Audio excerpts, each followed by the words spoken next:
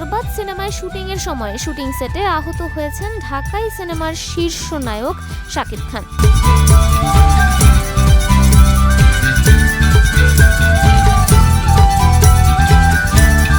মুম্বাইয়ের ইলোরা স্টুডিওতে শুটিং করেছিলেন তিনি। সেখানেই একটি দৃশ্যে অভিনয়ের সময় চোখে আঘাত পেয়েছেন নায়ক। বিষয়টি নিশ্চিত করেছেন বরবাদ সিনেমার পরিচালক মেহেদী হাসান হৃদয়।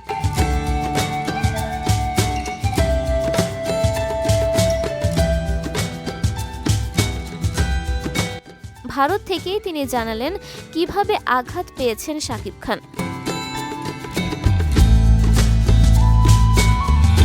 মেহেদী জানান, শুটিংয়ের সময় ফ্লোরের একটি দরজায় প্রচণ্ড আঘাত লাগে শাকিব খানের।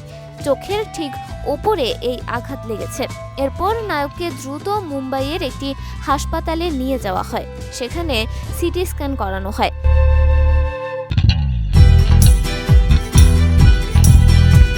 চিকিৎসকরা জানিয়েছেন আপাতত ভয়ের কোনো কারণ নেই। শাকিব খান শঙ্কামুক্ত রয়েছেন। নায়ককে ব্যথানাশক ঔষধ দেওয়া হয়েছে।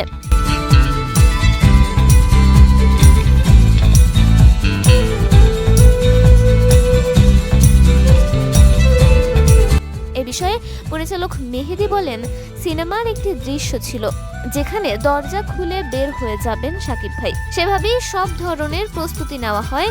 হঠাৎ সেই দরজা খুলতে গিয়ে শাকিব ভাইয়ের কপালে আঘাত লাগে।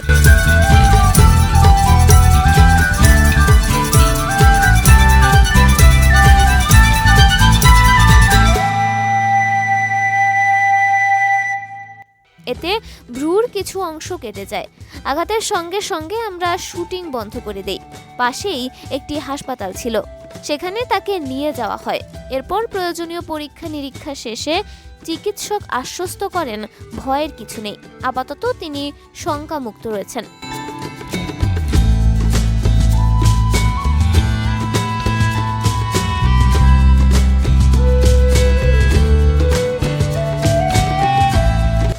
এদিকে চিকিৎসা নিয়েই আবারও শুটিংয়ে ফিরেছেন শাকিব খান। মনোযোগ দিয়েছেন কাজে। বরবাদ সিনেমার কাজে মাসখানেক ভারতেই অবস্থান করার কথা রয়েছে তার।